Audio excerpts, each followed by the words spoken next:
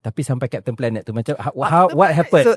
So if Planet is a very interesting story. Saya tak tahu bahawa saya menjadi inspirasi untuk watak Chee until 10 tahun selepas tu.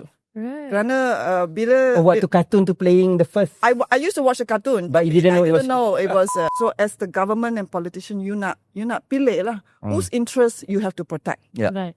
And I think that's very important because balancing is sometimes not the right word. Yeah. You have to make choices, and it's very hard. I think politicians have a lot of pressure. Politicians memang dia populis kadang kan. One is populist and one, I'm sorry, I'm not just talking about Malaysia saja. All over, it's also money lah. Yeah. Money and corporate power. Asalnya adalah because of the sejarah penjajahan. Yeah. You know, we started with when we got independent, our economy, our resources were exploited. Yeah. Right, a lot of forest was already lost, and our economy. Cambridge is beautiful because of our money. Yes.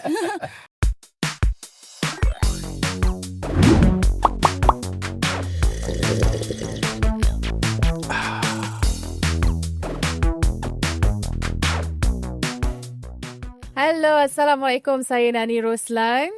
Dan saya Nik Nazmi. Bertemu kembali kita dalam Lebih Masa. Saya kira episod ini kita tampilkan seorang tetamu yang cukup istimewa. Tapi semua tetamu kita istimewa, don't worry. Tapi untuk episod ini, saya kira memang istimewa bagi saya juga sebab I don't know about you, tapi sebagai seorang millennial, millennial juga kan? Ke boomer? Yeah. Millennial. Borderline, ya. Millennial lah. Masuk millennial, sempat. Kita mesti pernah tengok kartun Kapten Planet. He's the hero. Lepas tu dia ada cincin. Ya, betul. Lepas tu the power is yours. Ada lima watak. Yeah. Wind, water, fire, semua-semua. So what was your watak? What was my watak? Tak ingat. But I remember the cartoon. Membesar dengan kartun tu. I think a few years tu it was very present. Betul. Dan so itu topik kita. Topik kita, ya. Dan jadi memang ada kaitan lah dengan jawatan lama saya sebagai Menteri Alam Sekitar. Tetapi yang lebih saya hanya tahu bila saya jadi Menteri Alam Sekitar, bila saya going through the details. Right. Bahawa the characters dalam Kapten Planet tu, not the Kapten Planet lah, but 5 orang tu, dia berdasarkan watak-watak yang memang betul. Real individuals. Okay. Dari seluruh dunia. Daripada Soviet Union, daripada Asia, daripada Afrika, dan seterusnya. Jadi yang menarik tu, kalau ingat salah satu karakter tu ialah G daripada Asia. Rupa-rupanya dia orang Malaysia. Oh, ya ke G? Ya, G. So hari ni kita ada bersama kita G, iaitu Chee Yoke Ling. Wow. Yang merupakan saya rasa seasoned aktivis lah dalam pelbagai aspek. Welcome, selamat datang Terima kasih. Yoke Ling to the series. Dan jadi itulah makna saya daripada ketika berada di kementerian dapat bertemu dengan ramai aktivis, young and old. Dan antara yang saya baru tahu waktu tu ialah Yoke Ling. Dan dengan itu saya rasa that was something yang sangat menarik dan saya masukkan juga dalam buku saya lah, Saving the Planet, tentang perkara tersebut. Alright, so we have the real deal of Kapten Planet. Betul. Jadi topik kita memang hari ini kita akan membicarakan tentang mampukah suara mengubah dasar. Seperti mana kita selalu kalau kita dengar je orang kata aktivis ni, kita mesti sinonim dengan orang kata aktivis ni selalunya dia bising kan. Kita mesti membayangkan buat all this picket rally lah, you know. Selalunya aktivis begitu. Jadi kalau macam mungkin kita boleh berkenal-kenal dulu. Kita ke segmen berkenal-kenalan dulu dengan satu figura yang 40 years 40 tahun. Wow, it's a long time. Dalam aktivisme. Betul, dalam aktivisme sendiri. Jadi mungkin boleh kongsikan secara ringkas dengan pendengar kita, penonton kita, masa mula-mula terlibat dengan kerja-kerja sukarelawan ni, dengan cerita memang sejak daripada zaman universiti dululah. Mungkin kita boleh mula daripada situlah. Ya, aktivisme saya tu, kalau dikatakan aktivisme, bermula bila saya semasa di sekolah juga, kerana passion saya tu adalah alam sekitar. Yeah. Oh, dari sekolah? Ya, dari sekolah. And that's rare lah zaman tu. Zaman tu, ya. Yang saya rasa it's exposure. Yang guru, saya ada seorang guru di Form 5. Dan dia selalu, saya ingat mata dia, glittering bright eyes, very enthusiastic. Dan dia buka lah pintu kepada buku baca. Dan sekolah mana? Asunta. Oh, Asunta. Asunta Girls School di Petaling Jaya. Selepas itu bila saya masuk ke universiti, ke Fakulti Undang-Undang, saya rasa pada masa itu undang-undang itu berkaitan dengan keadilan lah dan sebagainya. Tetapi bila masuk saja contract law lah, ini selalu boring lah rasa. Tetapi dua subjek yang saya sangat cintai pada masa itu di universiti. Pertama ni adalah undang-undang pelembagaan. Okay. Jadi bagi saya keluhuran pelembagaan itu dalam rukun negara sangat-sangat penting. Siapa your pensyarah for constitutional? Nazmi Nik Ahmad. Okay, Yeah. right. Malangnya dia awal passed away, dia mati kerana dia ada cancer. He was only in his 40s. Okay, yeah. But he was very inspiring. Lepas itu Sulaiman Abdullah. Okay. Ya, Sulaiman Abdullah, dia pada masa itu menjadi exco member di Persatuan Pengguna Pulau Pinang. Okay. Dan Persatuan Pengguna Pulau Pinang di bawah pimpinan SM Muhammad Idris dan Martin Kaur, mereka dah lobby Universiti Malaya untuk memasukkan kursus undang-undang pengguna. Kerana mereka rasa pada masa itu di Malaysia kita ada satu sekolah undang-undang saja. Jadi elitis kan. Alright. Jadi sebelum saya masuk pada tahun itu 50 pelajar saja yang dapat masuk ke universiti untuk mesti tempatan lah untuk undang-undang. Dan tahun saya masuk tu 2 kali ganda ke 100. Okay. Kalau tak 100 saya pun tak masuk lah. Jadi dengan lobby yang sangat berkesan tu, Fakulti Undang-Undang mereka memperkenalkan kursus seminar dan dalam itu ada isu-isu apakah peranan undang-undang dalam masyarakat, isu-isu mengenai alam sekitar dan isu-isu pembangunan. Bukan sahaja pengguna dari segi value for money tetapi sebagai pengguna kita ada hak untuk menyatakan apakah alam sekitar yang harus kita adakan, apakah cara pembangunan lestari sebelum pembangunan lestari menjadi popular. Jadi inspirasi tokoh-tokoh ini untuk saya sangat penting. Dan dari awal lagi mereka ada perhubungan yang sangat rapat antara universiti dengan civil society. Saya boleh share that experience. Macam saya buat undang-undang juga. Dan saya nak scholarship pergi luar negara. So waktu tu kalau you're very smart, you buat medik lah. Okay. Betul. Kalau you bawah sikit, you buat engineering. Kalau your sciences yang tu kurang, then you buat accounting. So last kali ialah law lah. So saya dalam kategori yang buat law tu. So saya ingat lagi interview pun saya akan cerita pasal John Grisham dan there's this. Tapi bila saya sampai ke campus, same experience yang mana kontrak property di London dulu. But saya suka betul-betul constitutional law dan beberapa macam human rights law dan sebagainya lah. So I can share that experience yang makna daripada kita minat kita tengok TV ataupun waktu for my time was reformasi. Tetapi kalau you go to law school dia sangat berbeza. Kan? There's only certain aspects that really inspired us lah. Ya, memang. Ya, dan pendedahan kepada apa yang sebenarnya berlaku di masyarakat kita. But do you practice dari segi akademik atau as a professional? I didn't practice. Tapi kerana pengaruh pensyarah-pensyarah dan guru-guru dan sebagainya, saya rasa saya nak kembali ke university to teach lah. Because by then, selepas kursus pengguna itu, then we were very passionate, many of us, because ada satu seminar mengenai alam sekitar. So once we started exploring isu-isu alam sekitar, ada banyak isu-isu yang kita nak mendalami lah. So we told Sulaiman Abdullah pada masa itu, frustrated lah, because we want some more. Jadi dia kata, you lobby lah the university to introduce environmental law. So we did a petition. Okay. Dan pergi ke universiti dan sebagainya, dan we approach the management dan the faculty dean, dan mereka setuju. So in my final year we had undang-undang alam sekitar, which took us masuk ke dalam peringkat undang-undang antarabangsa. Kerana dan zaman masa tu itu ada AUKU. I mean, it was those days, right? Yeah, it was still AUKU and all that. Exactly, yeah. Wow. And then at that time, law of the sea, yang tengah-tengah di negotiations were going on in the United Nations. Jadi and then of course the geopolitics of the world was becoming very global. Iran had fallen, Ayatollah came into power, all the assets were frozen. Jadi saya pun minati undang-undang antarabangsa. So issues around freezing assets, expropriation, which today sangat relevant. Yeah. Right? Like your tariffs and things like that. Yeah. Jadi, so for me, it was very exciting di university. You had international law, you ada alam sekitar, you ada isu-isu perlembagaan dan juga pendedahan yang sangat penting kepada apa yang berlaku di negara kita.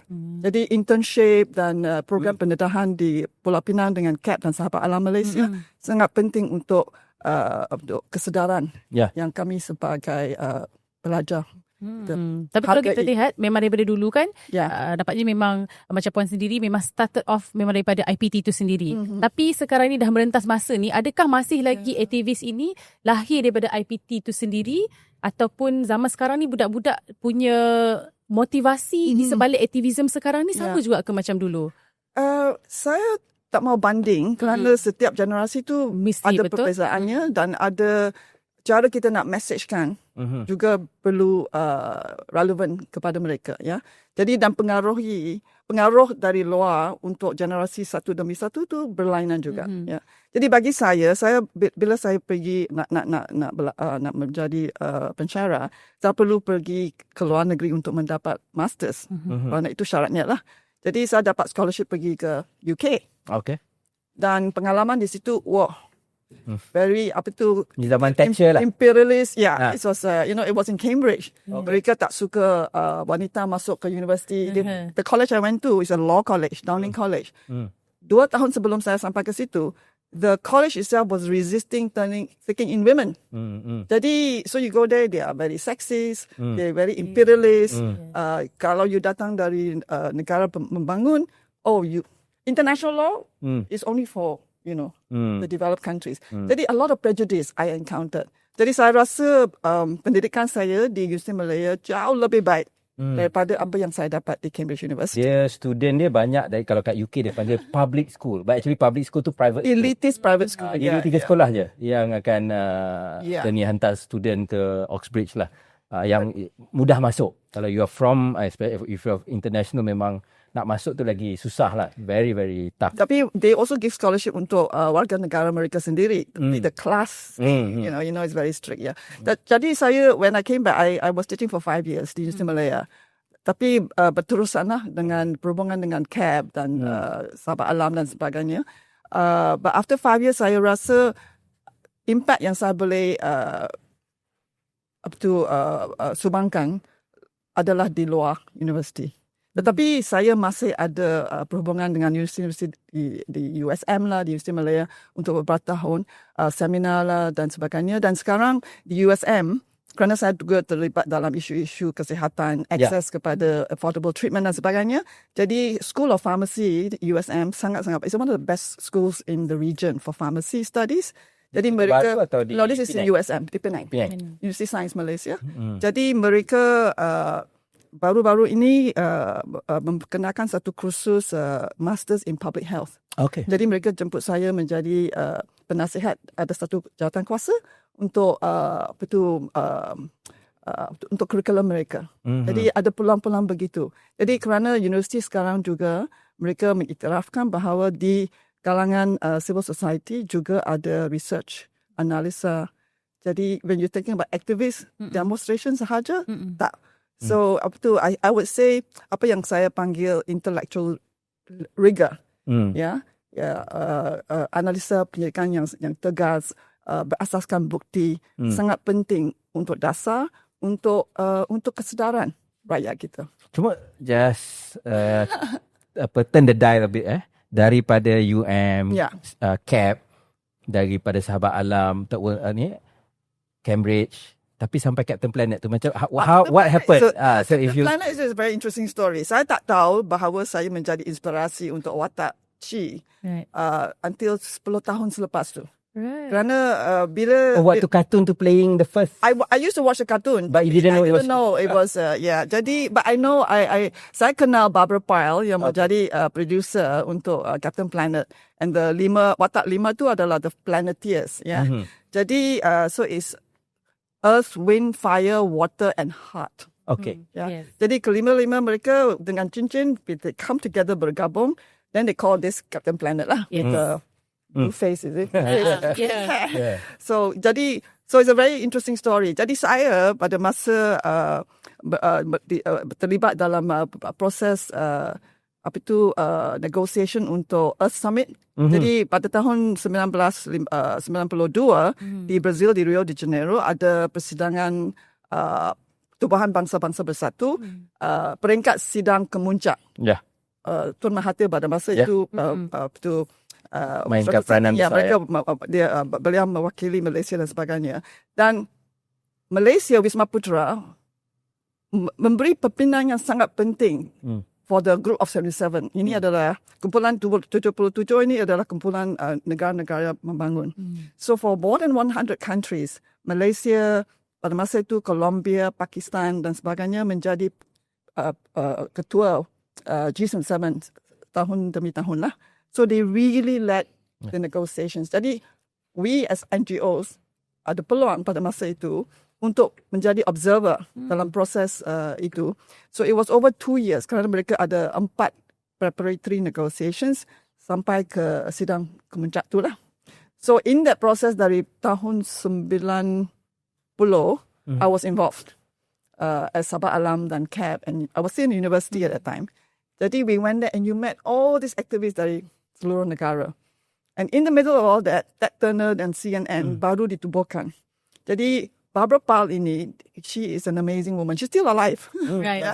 Jadi she was covering for CNN, and she met all these activists from all over the world. Jadi she had this idea, we should turn it into use kartun sebagai saluran untuk memberi inspirasi kepada orang muda dan kanak-kanak, but with a very strong message of environmentalism. So they used idea of cartoon lah, animated.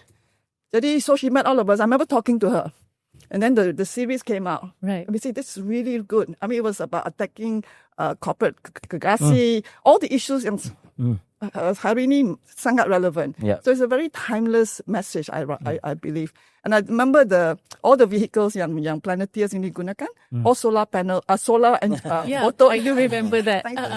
So I all out. So I was watching. I really enjoyed the cartoon. And 10 years later, is what we call Rio plus 10. So 10 years after Rio 1992, mereka ada PBB ada sidang kemuncak to review the implementation of sustainable development. Jadi I was in New York. It was the UN. I was walking outside the UN building. Suddenly I heard this voice, Gee, you know. Right. I turned around and there's Barbara Pyle. So I said, hi, Barbara. They said, hi. And then I said, congratulations, your Kapten Planet series is really popular. And then baru saya diberitahu oleh Barbara, you inspired the water character. Right. That's why it's called G. It's GI because my name is Chee Yoke Ling. Jadi in her listening, G becomes G lah. So I thought, wow. So 10 years later. 10 years later, I realized I was G. Kalau ada royalty, best juga kan? Itulah. We didn't sign anything.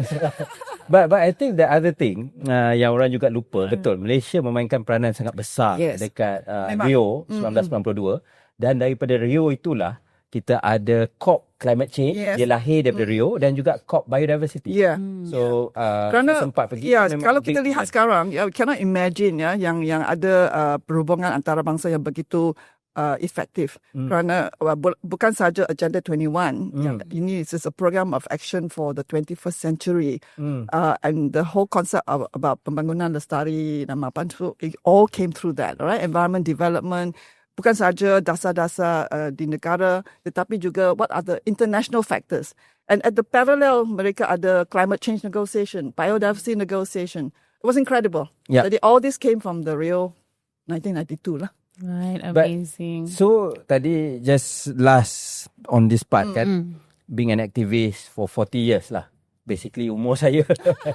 But, nak faham kan macam how do you find, saya tak pasti for you Yoke Ling, you may look more at the intellectual rigor dan untuk dari segi evidence based ni, tapi the link between activism dengan policy maker dengan masyarakat and corporates, just because you have been basically on that side, pretty much lah kan, maybe academic / activism.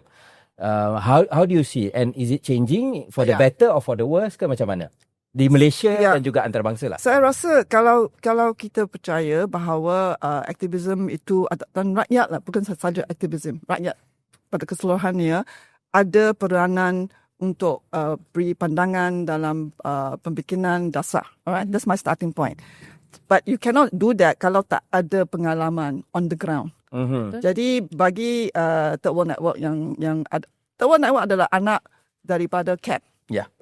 Kerana mereka mereka sedar bahawa kalau kita buat aktivisme dalam peringkat lokal dan community dan national tak cukup kerana globalized world kan. So you have to bring all the connections together. So it is as important until today. If anybody wants to work for Third World Network, you must also go to Ulu Baram in Sarawak. You must go to Kelantan and look at what's happening in mining, logging, industrial pollution, semiconductor, AI. We'll talk about that later. Jadi, this is very important. So for me, there was a period, memang betul, where we lost a lot of young people's interest. And that's because I think I would say maybe after the Rio period, in the 2000s, kerana dengan globalization and economic growth yang sangat-sangat intense, yeah. Then with the end of the Cold War, there was a lot of money around. Yeah. Everybody wants to be not lawyer, not doctor, Banker. tapi want to get MBA, want to go to Wall Street. Jadi the financialization of economy, everybody wanted to go and do quick money, bonds, shares, you know. I was living in Hong Kong for a while, and you pergi to restaurants, you can hear young people, these are foreigners, expats juga, mereka, they're complaining. Ayo, bonus saya, tahun ini $1 juta saja. And they are no more than 29 or 30 years old. So I think I personally call it a lost generation of activism. Yeah. So, but now, it's berbeza. So a lot of young people, they are growing up sekarang, like yourself, being aware of climate change. We have a lot of discussion dalam peringkat kebangsaan because we have opened up. Malaysia has achieved a lot more public discussion. We are not there yet fully, tapi you compare it to before. In the 70s, I was told these stories by S.M. Muhammad Idris. You nak issuekan press statement is seen as anti-government. Yeah. It's a security threat. Press statement untuk apa? Mengapa harga gula sangat tinggi? Sebab ada monopoly import. That itself was anti-government and a security threat. Now it's a TikTok video. In the 70s, now it's TikTok video. Which any It has changed, yeah. And I find a lot of young people are now getting interested. Tapi yang cabarannya, they don't become cynical. They don't become, so much problem. Too big, saya tak ada upaya. Tak mampu nak respond, nak sumbang. Jadi, we have to make people inspired. So I was mentored. And so we believe very strongly in our organization, you not mentorkan. We have 25-year-old to 60-something-year-old within our organizations. That is sustainability for activism. Yeah. Siapa dulu mentor? Dari university, Azmi Khalid as a constitutional lawyer, as Sulaiman Abdullah, S.M. Muhammad Idris, Martin Kaur, Rajendran yang also died very young because of a very rare cancer. Right. He was the head of Sahabat Alam Malaysia. Dan orang-orang di kampung, they were my mentors. Saya just pakai topi kejap being in politics and in government, and also pernah lah terlibat dulu maybe anti-ISA campaign, macam activism kan. But of course semua orang macam activism, sokong semua. But the moment dia jadi kerajaan, then they start to feel that activism ni macam ganggu lah, macam maybe because not. we hold you accountable. Correct. And they don't like that, right? Yeah. So macam saya tak tahulah sejauh mana saya berjaya, tetapi bila saya jadi menteri, saya cuba I tell my civil servants, I said we need to engage. Kita kena ada kalibat urus, kena dengar. Mungkin ada benda tak betul, that's secondary. Tetapi proses mendengar, berbincang dengan masyarakat sivil ni sangat penting. Kita memang ada macam youth cluster. Kan, saya pun macam kalau saya dulu muda-muda ada this opportunity memang best lah. But I think the world has changed dan kita kena bergerak ke arah tu lah. So I think itu yang saya cuba nak lakukan. But memang tak mudah. Because semua orang akan bercakap dengan idealism until mereka ada kuasa. Dan dia kata, you have to be practical, you tak faham. Bila you ada kuasa, you realise you have to balance. I don't think it's about balancing. Balance itu assumption balance adalah semua ada, like, there's no conflict. Yeah. But in real life, it's full of conflict. Yeah, whether it's a vaping company that's trying to stop Ministry of Health from having regulation, atau your EIA, you want to make it stricter, then the companies selalu nak cari loophole. Yeah. So some of the interests cannot be balanced. Yeah. So as the government and politician, you nak pilih lah whose interests you have to protect. Yeah. Right. And I think that's very important, because balancing is sometimes not the right word. Yeah. You have to make choices. It's do or die, or You have to defend the powerless. You have to Betul. go for justice. Study your principles lah. And it's very hard. I think politicians have a lot Baiklah, of pressure. susah. Politicians memang dia populis kadang-kadang kan. One is Macam mana- populist and one, I'm sorry, I'm not just talking about Malaysia saja. All over, it's also money lah. Yeah. Money and Exactly. corporate power, right? Jadi you look at even today, the United States is run by companies, especially big tech kan. Yeah. Jadi companies do, developers also, we are fighting in Penang, DAP and developers. We call DAP Developers Action Party. So it's our job as outside citizens, not just activists, but as citizens. Yeah. We have to keep making Yeah. the noise. Dan memang saya boleh cakap prinsip tu mudah sampai kita ada kuasa. Setuju. Cuma going to third world network lah. Sebab saya rasa antara yang menarik pasal third world network ni, kadang-kadang, and I think it's the political angle, and I think that's where third world network has been consistent. Sebab kalau kita tengok, kadang-kadang you just focus on climate change, you focus on nature dan sebagainya dari segi alam sekitar lah.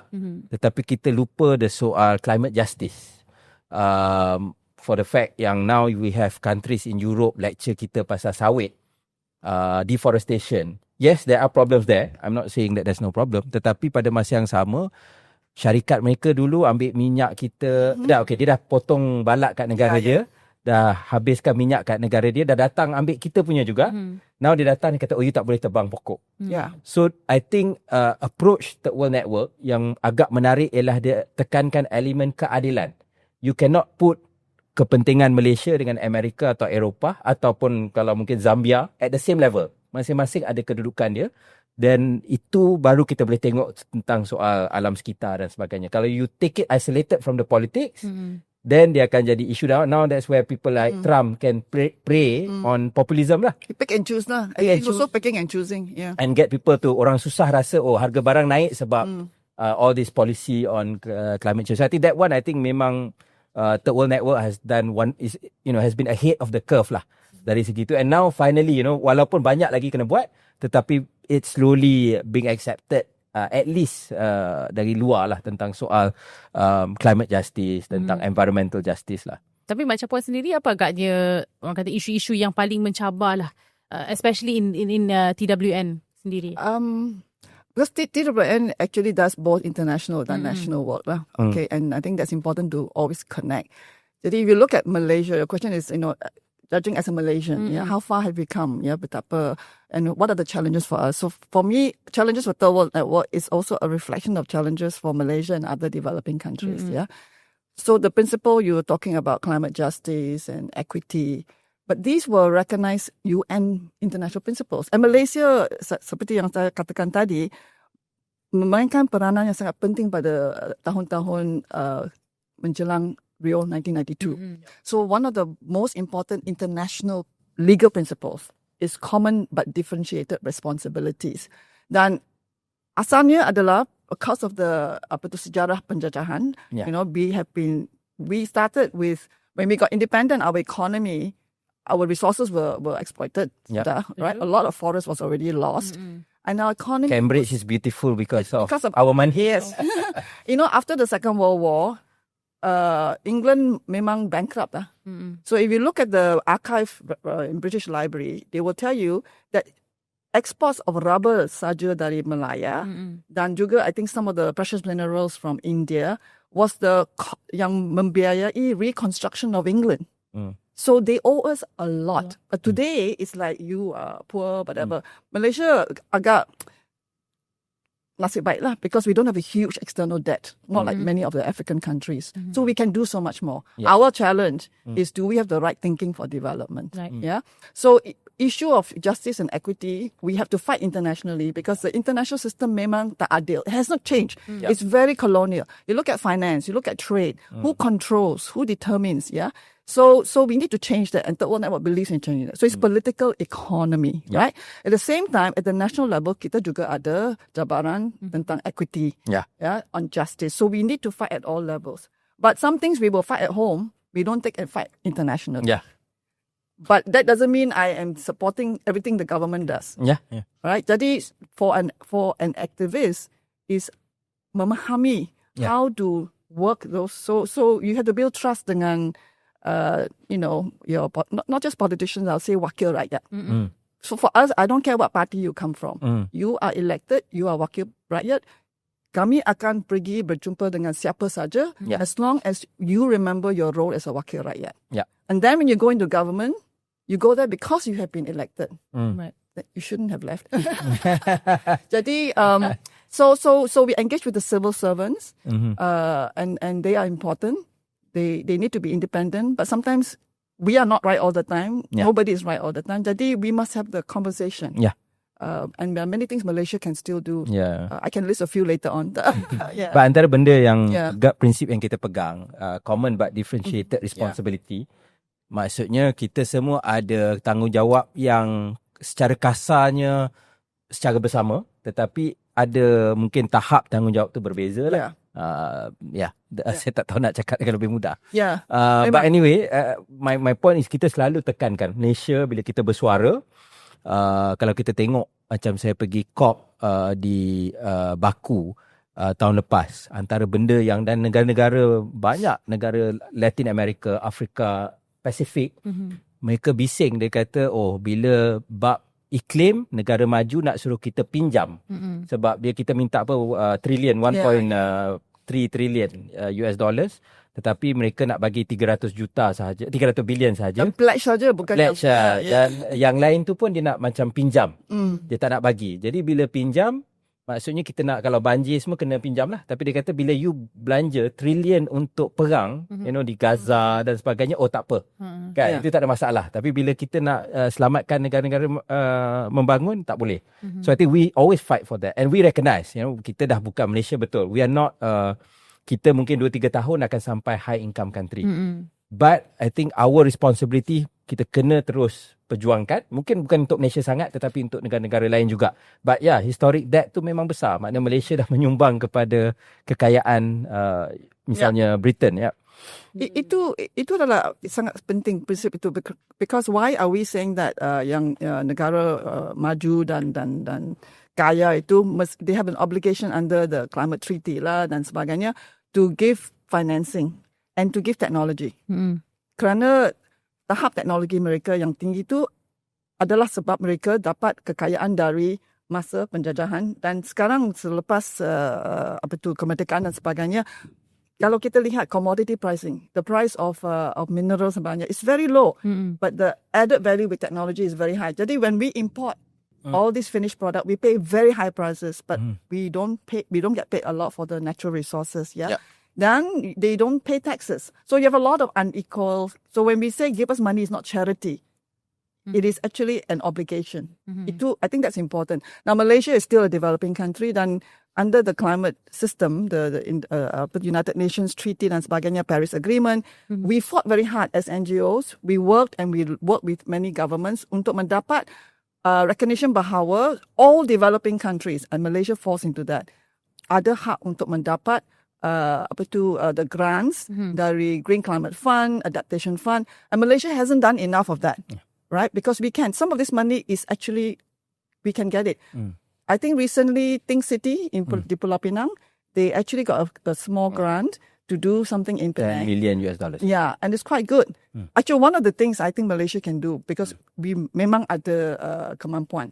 See, under the Green Climate Fund, you can choose your national, apa yang dipanggil national accredited entity. And we have Khazanah, we have CIMB, we have even Kementerian Kewangan. We have experience of handling funding, disbursement, managing projects. Jadi we have been lobbying for quite a while that Malaysia should actually apply to be a national accredited entity. Why is it important? Kerana kalau you dapat taraf tu, and we will meet the requirements quite easily. If you get that, kalau kita nak minta dari grant dari GAF atau Adaptation Fund dan sebagainya, you just go to your national entity.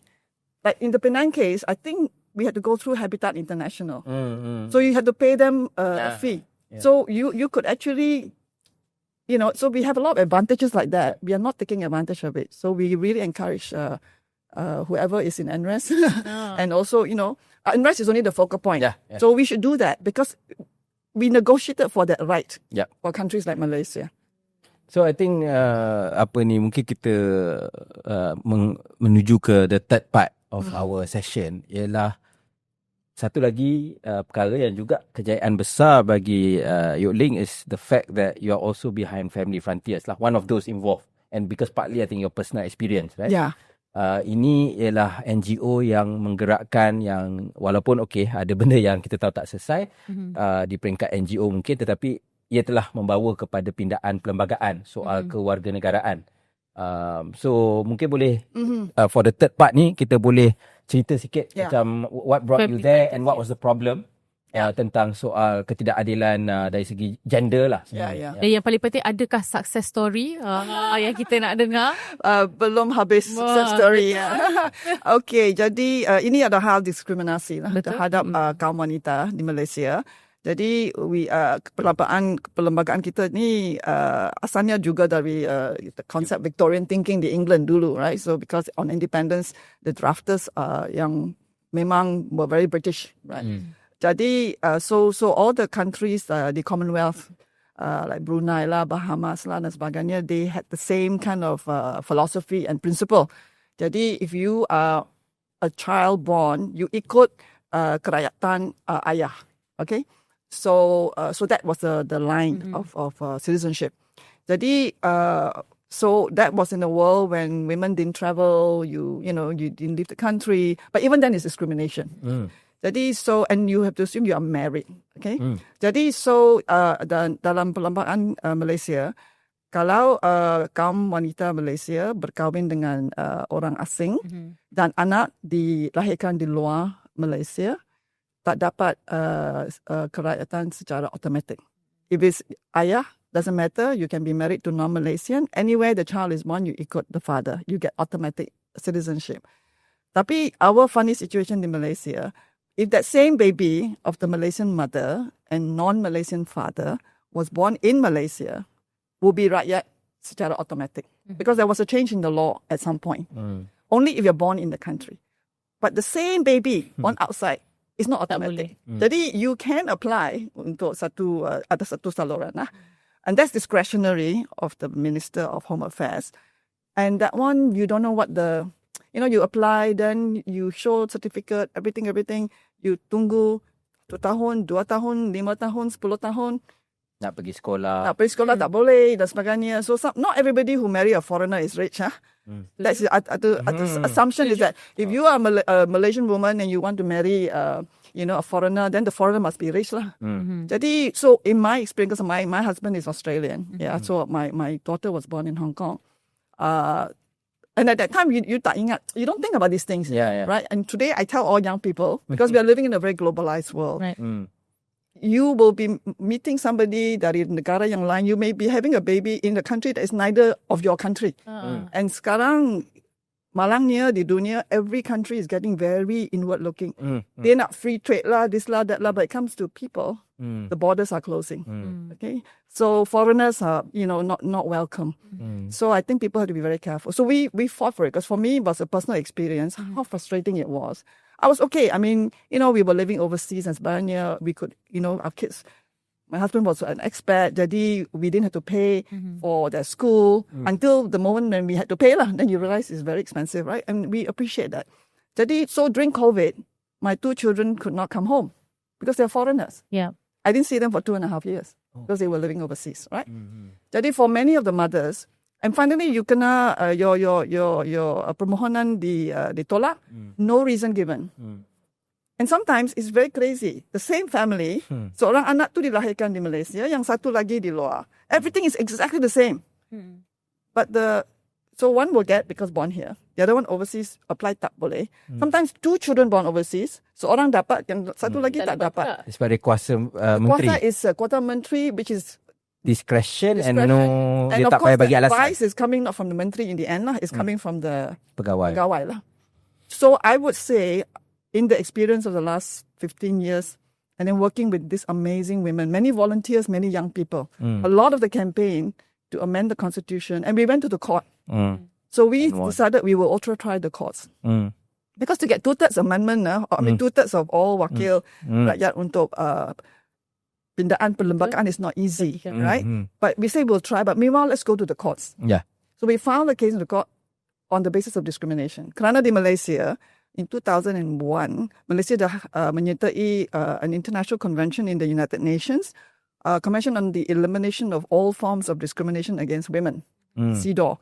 So we joined that, kita pindahkan pelembagaan. So under our human rights section, there should be no equality before the law, no discrimination based on gender. Tapi dalam bab citizenship, there is discrimination. Yeah. Jadi we went to court and we wanted a declaration to say you have to interpret the constitution to make sense of it. Yeah.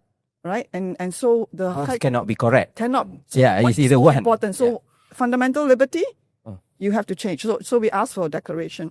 And the High Court ruled in our favor. So we won. Yeah. But every step of the way, kerajaan cuba menghalang. They start off by saying, because the Family Frontier Society dengan 6 ibu, so we went in together. They said, you have no right to take a case. So the opening thing is say you have no rights to take the case. So we had to go all the way to the Court of Appeal to establish we have locus standi or standing. Lepas tu pusing balik. Pusing balik, go back again. Yeah. So it went on for years, okay? So finally, but we were given very early dates. The courts were very, well, they know how urgent it is. Yeah, because a lot of suffering. And during COVID, families were divided and all that. So in the end, we lost in the Court of Appeal because the government appealed. 2 judges against us. They said, go to Parliament. We understand your masalah, tapi you go to Parliament. 1 judge was in our favor. So then we appealed to the Federal Court lah. So while we were waiting, the campaign was very strong. Yep. And terima kasih kepada YB because he was one of our strongest supporters. We went to every party. All the mothers in that, they went to all the MPs. They used TikTok lah, this lah, that lah, whatever. Yeah. And they came out, they were very brave. And lots of young people, students from the university, all that, they came out. Even all the youth wing of the political parties. Yeah. So we had a lot of, and so we managed to win the amendment. Tapi it's not enforced yet. Yeah. Because the kerajaan, Kementerian Hal Ehwal Dalam Negeri said there are 10 laws we have to change. We don't know when it's going to happen. Right. Right. Okay, I have So a we question. haven't won the full battle. Right. Siapa sebenarnya yang selalu menjadi tangan yang menyusahkan benda-benda ni? Who is always the bad cop here? There's not one bad cop, but I will, to be absolutely honest, Yeah. I think what we encountered in the Family Frontier struggle is racism in our own country. Yeah, I even had some mothers yang bukan Melayu. Yeah, they say, is it because I'm Chinese or Indian? Would a Malay mother have a higher chance of getting approval for her child? I said no. In my experience, to be honest, ibu wanita Melayu Islam sometimes face more prejudice. It's like, you are Muslim Malay. Kenapa Why? tak ada Mengapa you nak tak ada lelaki apa tak ada Melayu lain ke? you are diluting the Malay race. Why you tak ada Dia nak jadi Melayu, kita nak matchmaker. kahwin. and if your husband is darker and darker and darker Habis skin, lagi lah. Yeah. okay. Lagi lah. So you're African, you're Syrian. So we saw the prejudice. Yeah. And I think that was something very sad. Yeah. But we also had many yang pegawai which were very bersimpati lah dengan kita. So then, of course, depending on which government, which ministers also have their own prejudices. Yeah. And then they say these children were security threats because their fathers could be terrorists. I mean, some of the reasons yang kita diberi. Yeah. Memang Frustrated. Antara benda yang memang sangat mencabar ialah soal warga negara sebagai wakil rakyat. Yeah. Sebab saya akan dapat seorang rakyat datang pada saya dan dia kata, and of course saya kata saya akan buat surat sokongan, tapi saya kata saya akan terus terang. Yeah. I don't know how far this will go, and saya juga tak tahu bila dia akan jawab. Yeah. And dia akan reject mungkin dia akan reject without any reason given, and so you are left hanging. I think itu yang ketidakadilan.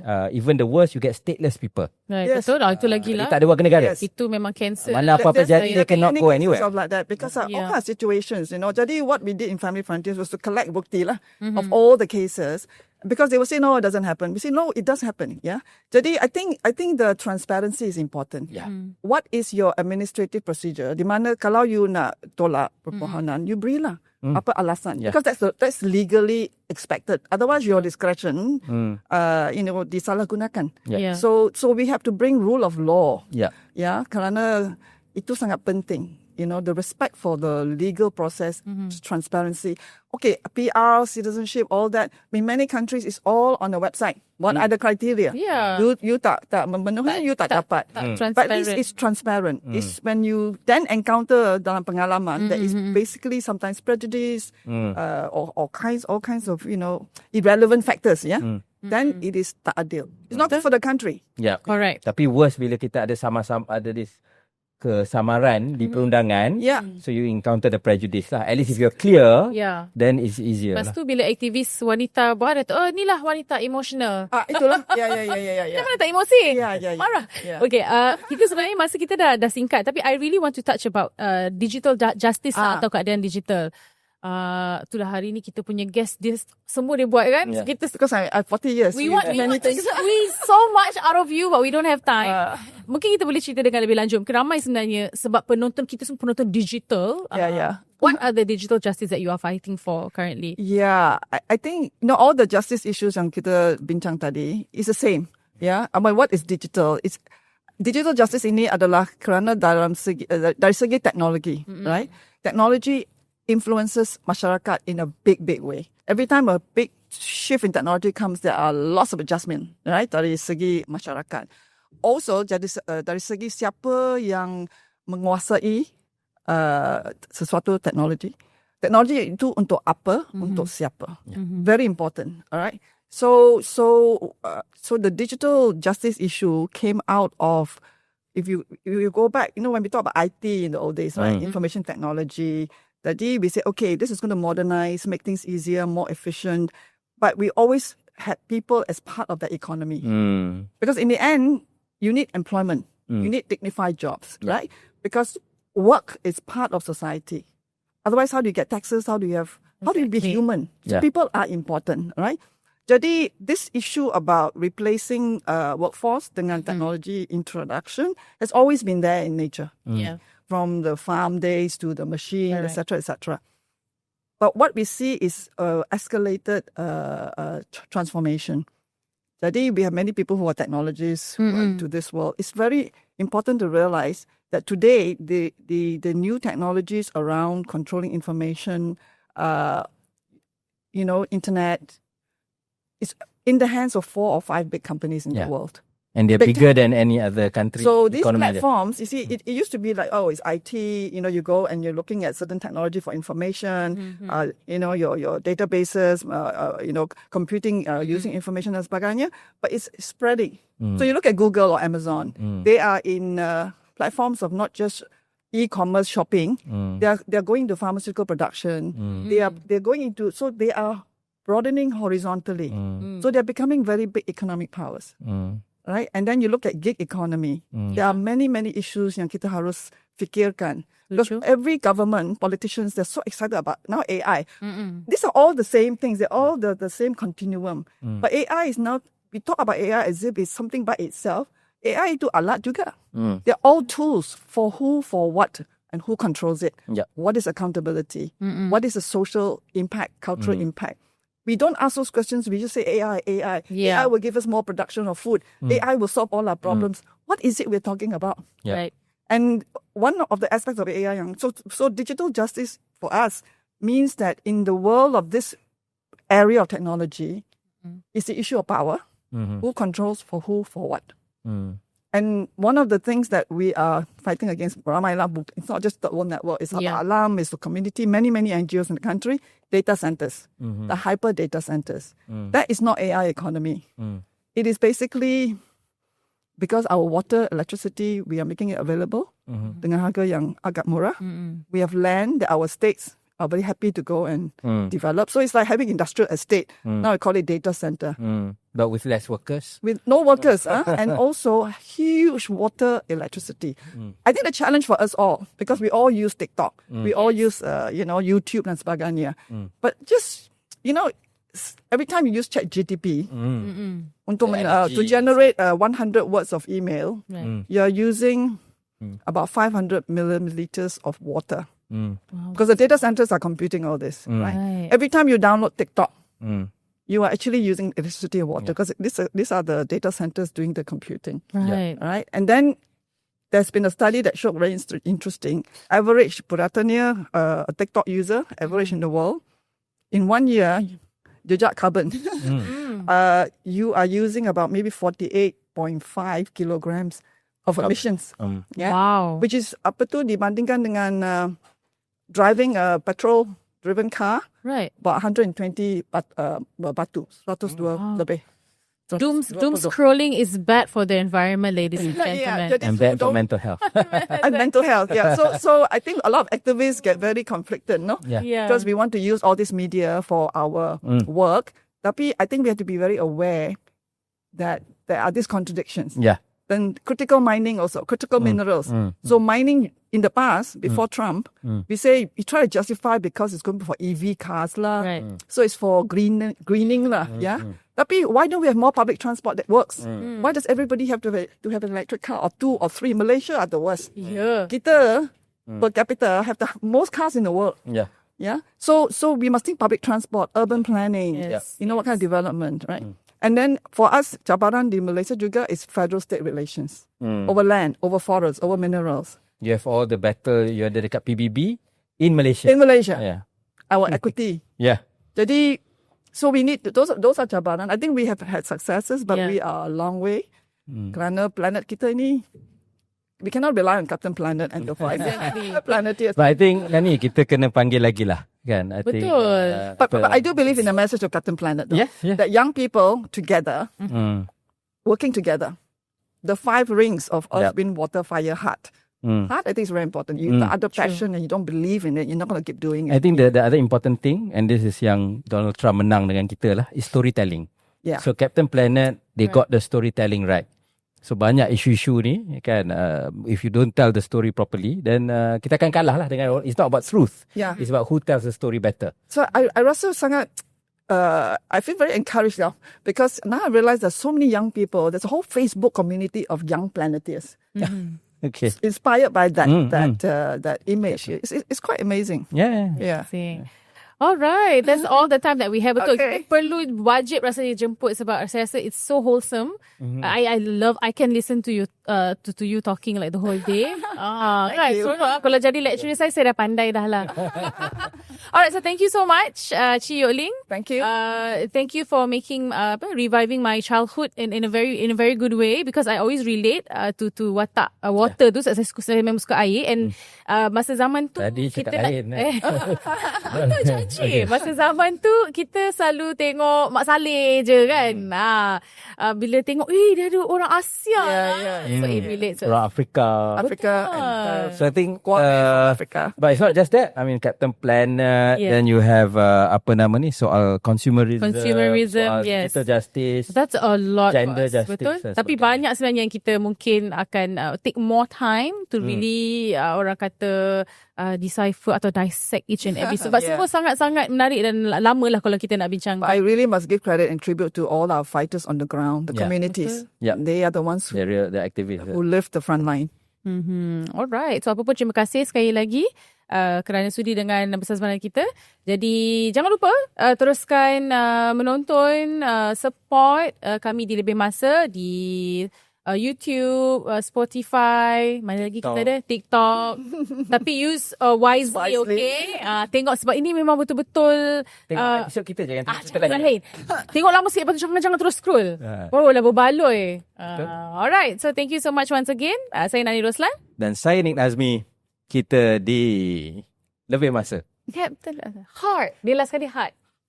The power is yours. Jangan lupa dah.